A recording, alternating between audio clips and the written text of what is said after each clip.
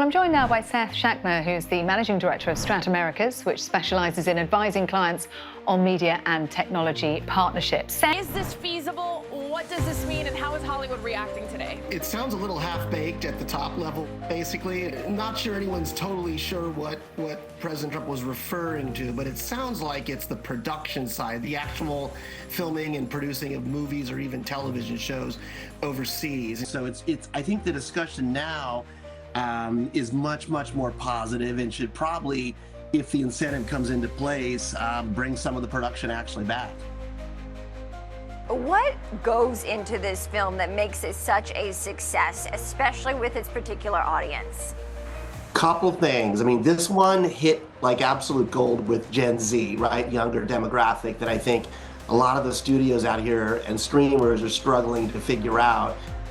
Some stuff has really worked with it, some stuff hasn't at all. They don't seem to care about Snow White and some of the older properties, but the other piece of it is just gaming. You know, this is an area that has not only gotten increasingly cooler, but has gotten a lot more attractive, financially, as kind of the core of the music industry, has kind of focused on streaming, which is slowing down a little bit. Artificial intelligence is changing so much. We want to know what it means for music. What are the pros and cons to it? How do you see it? I will tell you, Maria, I think the AI ecosystem that the labels and artists are trying to build is actually pretty promising right now. And it really isn't just about sort of these sound alikes. It's about a lot of different tools that can help records and help artists and help producers create. What does music mean to your business? And thinking about all these new forces, how's it shaping stuff? What's the most effective way to work with these interests in pop and entertainment to build inclusive economies? Now tell me about how does this universal Spotify deal reshape the music industry's 2.0 model? This new one impacts songwriters first and foremost. I think the concern is just longer term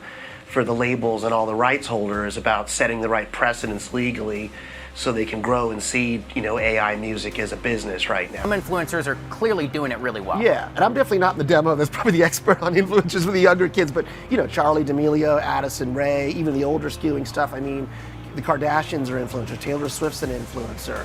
And I think what's really interesting there is strategically, these are things that are becoming their own businesses now. And they need less and less of the middleman, folks coming from places like I work, like a Sony or studios. They can kind of do it on their own. And that's brands, premium partnerships, fan clubs. I have to say, if even some of them are true, this could potentially be something that is probably the most helpful thing I've seen in terms of changing the game and making the situation with tickets a little bit better for consumers where they can actually see a difference. So I was actually quite encouraged by it. Subscription business is an increasingly big part of their business.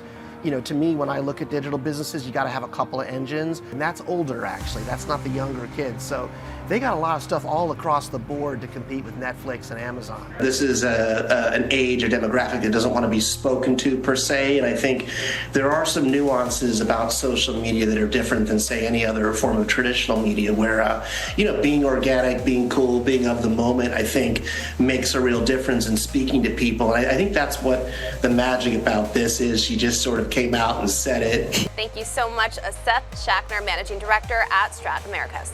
We are very glad that you are here, Seth. Thanks so much for coming on.